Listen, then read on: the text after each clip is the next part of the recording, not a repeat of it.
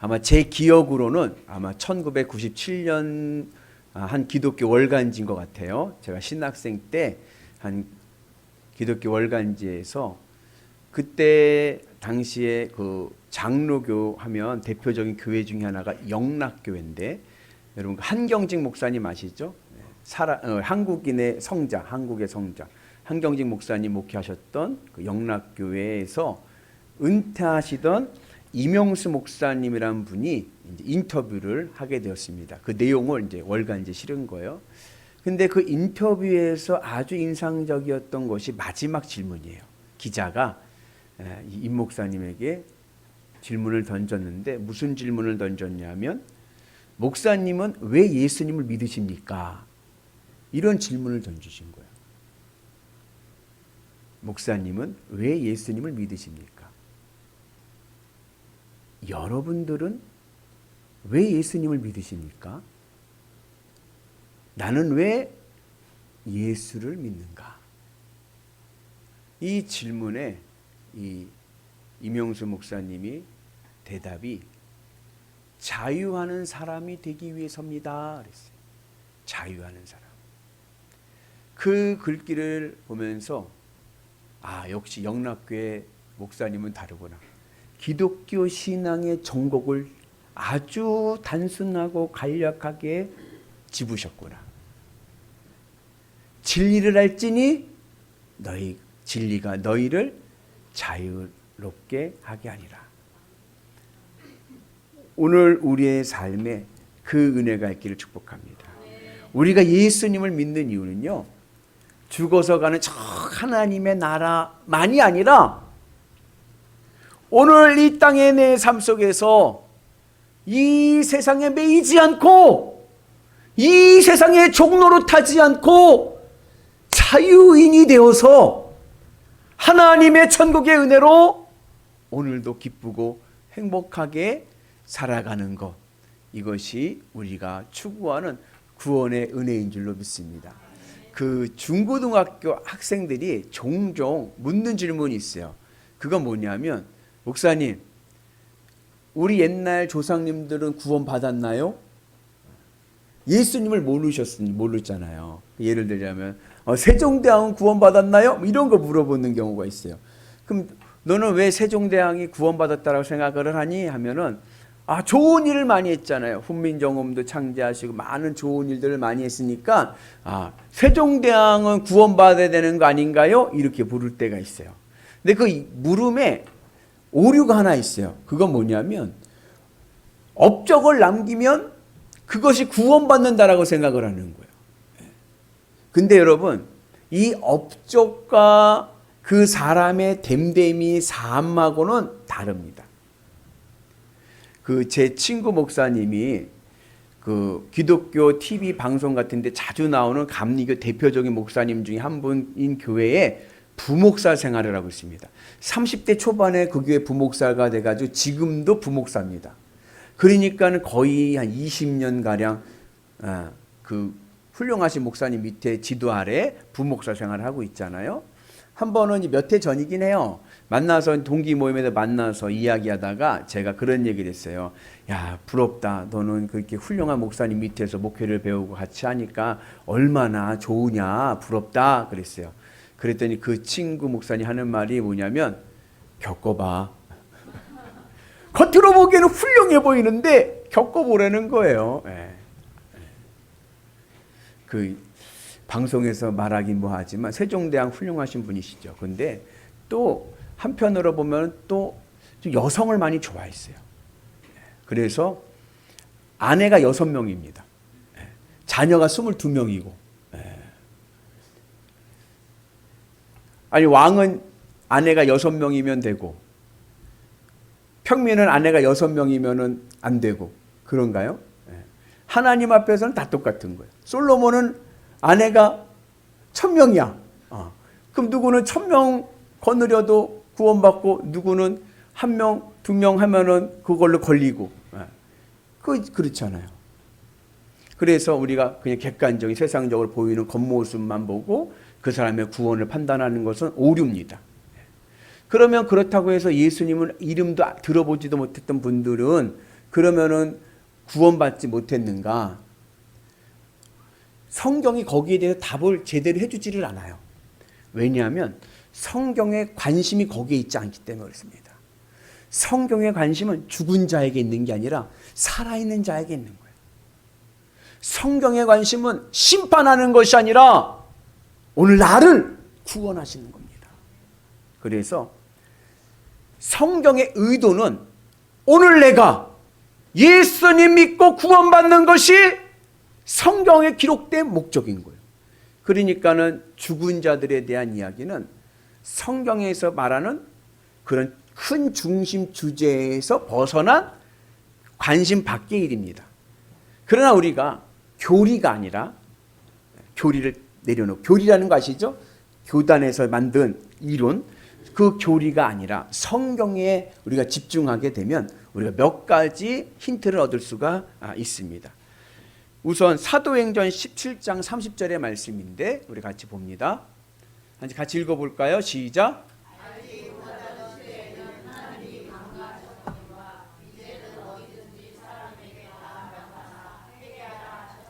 알지 못하던 시대에는 하나님이 간과하셨거니와, 간과하셨다는 얘기는 책임을 묻지 않는다는 거예요. 예수님을 알지 못했던 사람들에게 너 왜 예수 안 믿었느니라고 책임을 묻지 않으신다는 거예요. 이해 가시죠? 예수님의 예자도 들어보지 못했던 옛날 분들에게 하나님께서 왜 예수 안 믿었냐고 책임을 묻는다는 것은 이해가 되지 않죠. 하나님도 그거에 대해서 관가하신다. 그거에 대해 묻지 않으신다. 책임을 묻지 않으신다라고 말씀하고 있습니다. 그리고 두 번째 우리가 얻을 수 있는 말씀은 로마서 5장 12절에서 16절인데 우리가 14절 말씀만 한 구절 봅니다. 먼저 율법 없는 이방인이 본성으로 율법의 일을 행할 때에는 이 사람은 율법이 없어도 자기가 자기에게 율법이 되나니. 무슨 말씀이냐면은 그러면 예수님을 모르던 사람들은 하나님이 무엇으로 판단하시는가? 그들의 본성으로 판단하신다는 겁니다. 본성이라는 게 뭐냐면 우리 인간이면 누구나 가지고 있는 공통된 성품입니다. 인간이면 가지고 있는 공통된 성품. 그 공통된 성품의 대표적인 예로 그 다음 절 15절에서 말씀하는 것이 양심입니다. 같이 있습니다. 이런 이들은 그 양심이 증거가 되어 그 생각들이 서로 혹은 고발하며 혹은 변명하여 그 마음에 새긴 율법의 행위를 나타내느니라. 하나님께서 예수님을 모르던 시대 사람들을 어떻게 판단하시느냐? 그 양심에 따라서 하나님께서 판단하신다라고 이야기합니다. 그 양심에 따라서라는 얘기는 뭐냐면 그 사람이 그 하나님의 창조하신 하나님의 형상의 본성을 회복하여서 선하게 예수님처럼 예수님의 삶을 살아가는 자들은 하나님께서 그들을 구원하실 수도 있다라고 하는 말씀인 거예요. 그래서 우리는 마음으로 믿어 입으로 시인하는 게 예수님을 믿는 거예요. 그렇죠? 그런데 예수님을 모르는 시대 사람들에게 마음으로 믿어 입으로 시인할 예수님의 이름이 없으니까 그들은 하나님이 무엇으로 판단하시느냐? 예수님의 삶처럼 살아가는 이들을 판단하신다는 겁니다. 삶이 믿음인 거예요. 그들을 뭐라고 부르느냐? 익명의 그리스도인이라고 부릅니다. 이름은 몰랐어. 예수님의 이름 몰랐지만 그들의 삶이 예수님의 삶을 따라 살았어. 목사님 오늘 너무 외줄타기 하시는 거 아닙니까? 유튜브 방송도 하는데 이거 굉장히 위험한 얘기 아닙니까? 위험한 게 성경에 있는 얘기하는 거예요. 성경에. 교리를 떠나서 말씀으로 돌아가서. 그러면 문제는 뭐냐? 우리가 양심을 가지고 예수님의 삶을 온전하게 살아갈 수 있는가? 거기에는 인간의 한계가 있습니다. 그리고 그 삶으로 판단하신다고 할 때의 그 가장 어려운 문제는 뭐냐면 예수 그리스도의 십자가의 속죄의 은혜가 없는 거예요. 예수님을 믿음을 통하여 예수님의 십자가의 보혈이 내 모든 죄를 덮어주시는데 예수님의 이름을 모르니까 예수님의 십자가의 은혜의 보혈의 속죄함이 없습니다. 그러니까 익명의 그리스도인을 주장하는 사람들은 그 익명의 그리스도인이 얼마나 구원을 받을 수 있느냐, 거의 몇 명 되지 않아요. 인류 역사상 거의 불가능하다고 생각을 합니다. 하여튼간 하나님께서 예수님의 이름을 모르는 사람들은 그의 본성대로 하나님께서 판단하신다. 판단은 하나님께 맡기는 거예요. 중요한 건 내가 구원받는 게 중요하죠. 그 다음에 세 번째, 히브리서 11장입니다. 히브리서 11장은 믿음장이에요. 믿음장을 보면 믿음의 선조들의 이름이 쫙 나와요. 구원받은 자의 이름입니다. 거기에는 아브라함도 나오고 모세도 나오고 훌륭한 우리 믿음의 선조들, 구약에 있는 인물들이 나옵니다. 그들은 구원받았을까요? 못 받았을까요? 예수님의 말씀에 보면 거지 나사로 이야기가 있어요. 거지 나사로가 죽어서 하늘 낙원에 올라갔습니다. 하늘 천국 낙원에 올라갔는데 그곳에 누가 함께 있어요? 아브라함과 함께 있어요. 그럼 아브라함은 구원 받았나요? 못 받았나요? 구원 받았어요. 그럼 아브라함은 예수님의 이름을 알았나요? 몰랐나요? 그땐 예수님의 이름이 없었어. 그들은 하나님을 믿음으로, 여호와 하나님을 믿음으로 하늘에 올라가 구원받은 백성들입니다. 믿음의 선조들인 거예요. 아니 그러면 기독교의 유일한 신앙 고백인 오직 예수, 오직 예수님만을 믿어야 구원의 길을 간다라고 하는 그 말씀에 오류가 있는 것은 아닙니까? 라고 물을 수도 있습니다. 그런데 이렇게 우리가 이야기 오류라고 지적하는 것은 우리가 성경에 말씀하고 있는 메시지를 우리가 이해를 못했기 때문에 그래요. 성경에서 말씀하고 있는 구원의 메시지와 우리가 생각하는 구원의 개념이 초점이 맞지를 않습니다. 틀린 건 아닌데 핀트가 맞지를 않아. 그러니까는 오해로부터 생기는 일들입니다. 왜냐? 우리가 생각할 때 구원은 뭐예요? 우리가 구원받았다라고 할 때의 구원은 죽어서 가는 저 하나님 나라 천국 가는 게 구원인 거예요. 대부분 그렇게 생각합니다. 맞죠? 근데 성경에서 말씀하는 구원은 죽어서 가는 저 하나님의 나라 천국만이 아니라 우리가 함께하고 있는 공동체, 이 공동체의 구원도 구원이고 이 땅에 살아가는 데의 삶에서의 자유함, 이것도 구원입니다.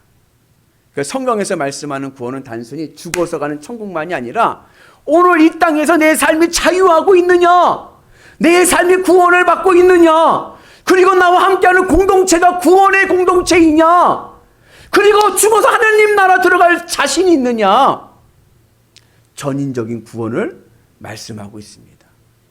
그래서 단순히 죽어서 천국 가는 것만 구원이라고 생각하는 것을 넘어서서 우리는 구원의 스펙트럼을 넓게 이해하고 믿음의 길을 가는 은혜가 있기를 축복합니다. 이것을 우리가 조금 비유적으로 얘기하면은 구원은 두 기둥이 있습니다. 그건 뭐냐면 하나는 천국의 부동산하고 하나는 천국의 현찰합니다. 천국의 부동산화는 뭐냐면 우리가 죽어서 예수님 재림하실 때 하늘 천국에 입성할 때 우리에게는 하늘 천국 분양권이 있는 줄로 믿습니다. 천국에 분양권이 있어. 내 집이 있는 거요, 천국에. 근데 그것만 있어서 되는 문제가 아닌 거예요. 구원은, 성경에서 말씀하는 구원은 천국의 현찰도 있어야 됩니다. 천국의 현찰은 뭐냐? 내가 이 땅에 살아가면서 하나님 나라의 천국의 기쁨과 은혜를 누리며 살아가야 돼요. 옆분한테 한번 물어보세요. 집사님의 삶은 천국이십니까? 지옥이십니까? 네. 할렐루야! 오늘 내 삶은 천국입니다. 그 구원의 삶을 살아가는 거예요. 근데 말도 마세요. 내가 무슨 천국이야, 나 지옥이에요. 그러면 아직 구원을 이루지 못한 거예요. 성경에서 말씀하는 구원은 저 하나님 나라의 천국 플러스 오늘 내 삶이 천국이 돼야 돼요. 그래서 자유한 삶, 어떠한 어려움에도 매이지 않고. 여러분, 근심과 걱정이 오면 어떻게 돼요? 거기가 매여버리면요, 예배를 들어도 예배가 아니에요. 머리는 딴 데가 있어. 그거는 매여버린 겁니다. 구원은 자유입니다. 그 매여 있는 것으로부터 풀려서 자유함을 누려서 하늘 천국의 은혜로 오늘도 기쁘고, 어떤 문제가 와도 기쁘고 감사하고 행복한 삶, 그가 바로 구원받은 은혜가 있는 줄로 믿습니다. 나는 오늘 구원받았는가?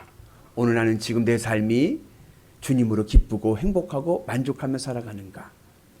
세상 가치에 매이지 않고 세상에 주눅들지 않고 자유한 삶을 살아갈 수 있는가? 여기에 아멘하는 자가 진정 구원받은 백성인 줄로 믿습니다. 그래서 죽어서 천국 갔느냐 못 갔느냐 이걸로 그 사람의 구원을 판단하는 것은 한쪽만 보는 거예요. 이런 말하면 죄송하지만 50점짜리인 거예요. 우리에게 성경에서 말씀하는 구원은 그 50점 플러스 네가 지금 이 땅에서 천국의 삶을 누리고 있느냐. 그래서 예수님을 믿으면 복이고 예수님은 빨리 믿는 게 복인 거예요. 왜요? 내가 예수님을 믿으니까 내 마음에 자유함이 생겼어. 세상에 문제가 와도 문제가 나를 잡아내지 못해. 나는 그 문제로부터 자유해. 어떠한 근심과 걱정이 와도 시련이 와도 나는 거기서 벗어날 수가 있어. 예수님의 십자가의 은혜가 있으니까, 하늘 천국의 은혜가 있으니까, 내가 주님으로 기쁘고 만족하며 살아가니까 세상에 어떠한 풍랑이 와도 나는 자유합니다. 나는 기쁩니다. 나는 감사합니다. 나는 행복합니다. 그래서 예수님을 빨리 믿으면 믿을수록 복인 거요. 여러분들은 복의 복을 받는 줄로 믿습니다. 만약에 천국에 현찰이 없고 죽어서만 가는 천국만이 구원이라고 생각을 하면요, 저는요 죽기 5분 전에 예수 믿겠습니다. 이 땅에서 해볼 건 다 해봐야지. 그리고 중환자실에 숨이 넘어갈 때 할 때 목사님 좀 불러주세요. 그래가지고 예수님 믿고 병상 세례 받고 구원받으면 되지. 천국 가는 것이 그것이 구원의 목적이라면, 그죠? 그러면 늦게 가서 늦게 믿는 게 좋은 거예요. 그러나 그건 반쪽입니다. 내 삶의 온전한 구원이 이루기 위해서는 이 땅에서부터 천국의 현찰이 있어야 돼요. 그 은혜가 있기를 축복합니다. 그래서 여러분, 우리 경제도 그래요.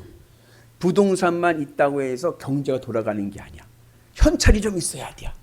현찰이 있어야 이게 부동산도 있고 현찰도 있어야 이게 돌리지. 현찰은 없고 부동산만 있으면 경제가 딱 막혀버리면은 이게 세금도 못 내버리는 거예요. 신앙도 마찬가지고, 천국에 부동산만 있는 게 아니라 천국에 현찰이 있어가지고 쓰십시오. 아멘? 옆분한테 격려합시다. 천국의 현찰을 팍팍 씁시다. 이거는 쓰면 쓸수록 더 늘어. 늘 기쁘고 행복하고 감사하고 세상 종이 되지 말고 세상의 가치에 주눅들지 말고 자유함이 돼. 진리가 너희를 자유케 하리라. 자유함을 누리면서 복음의 능력을 이루는 은혜가 있기를 주님의 이름으로 축복합니다. 그리고 공동체의 구원. 오늘 우리 교회가 유람선이 아니라 구원선 되기를 축복합니다.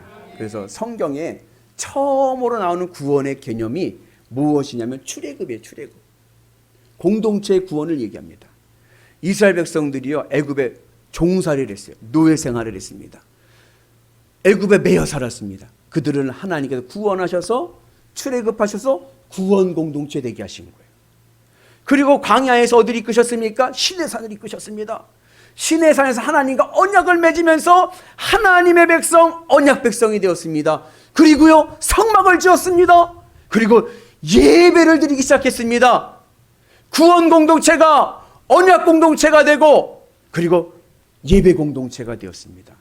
그리고 그 예배를 통하여 하나님의 은혜로 세상을 살아가는 성결 공동체, 성화를 이루는 삶을 살게 되었습니다. 출애굽은요, 이례적인 사건입니다.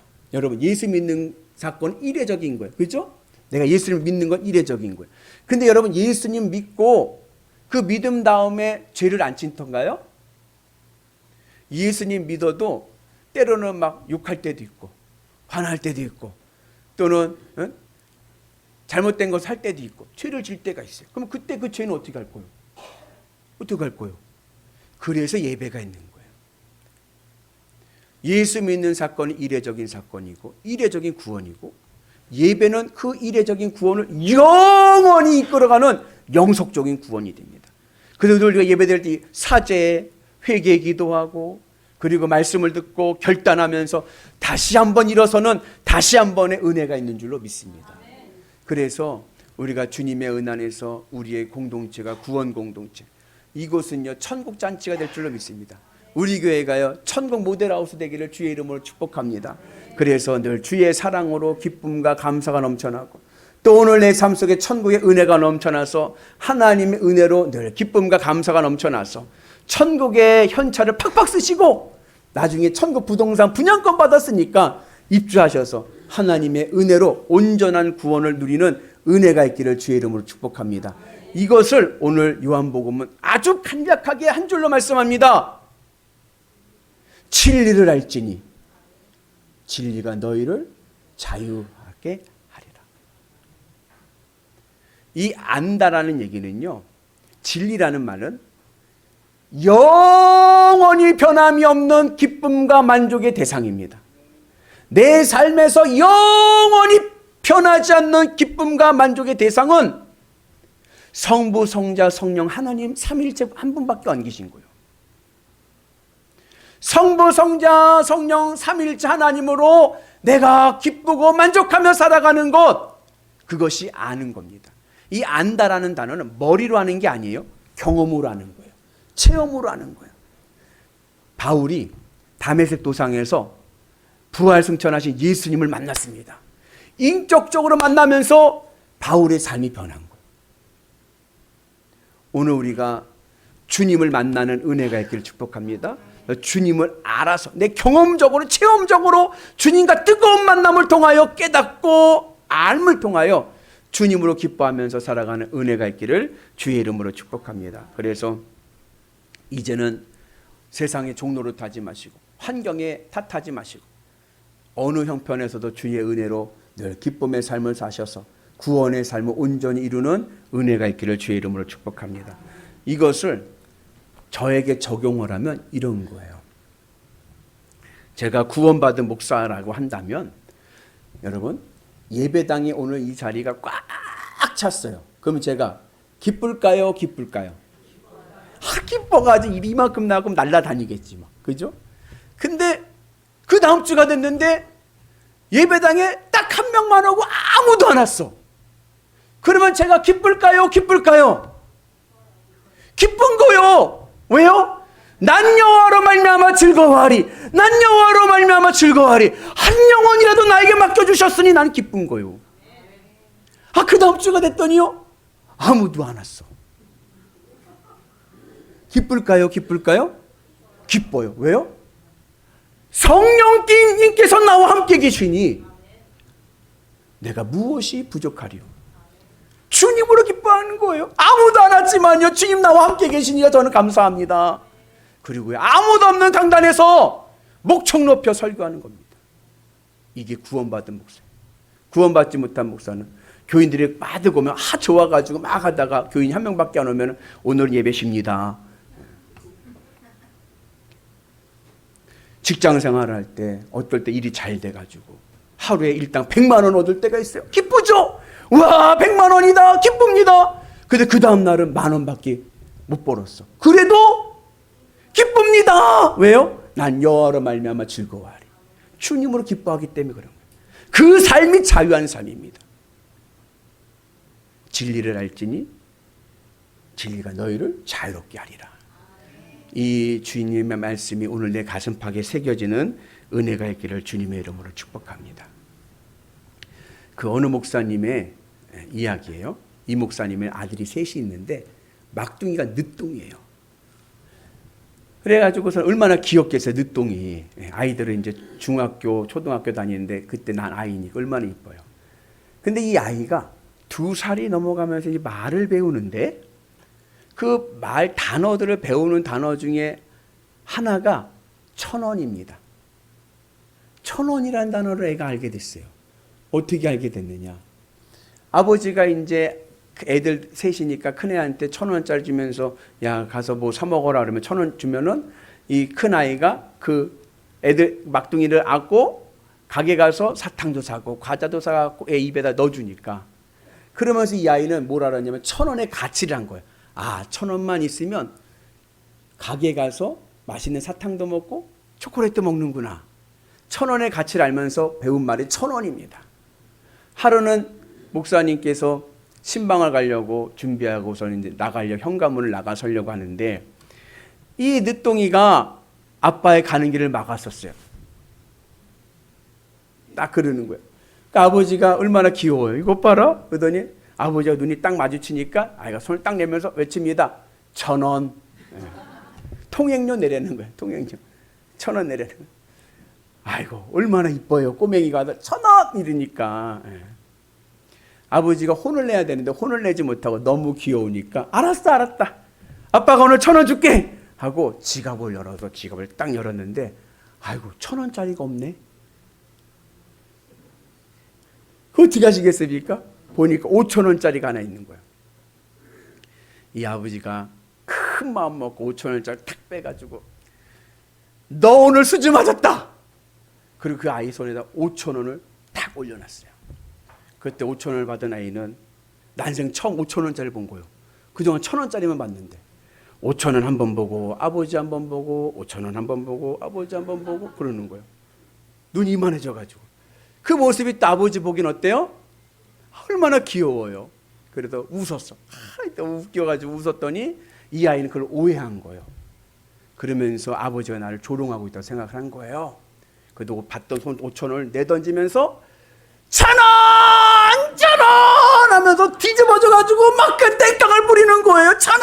1,000원! 하면서 5,000원을 내던지고 그 아이의 땡깡에 큰 형이 달라왔습니다. 보니까 5,000원짜리 땅에 떨어져 있고 애는 막 자지러지게 울고 있는 거예요.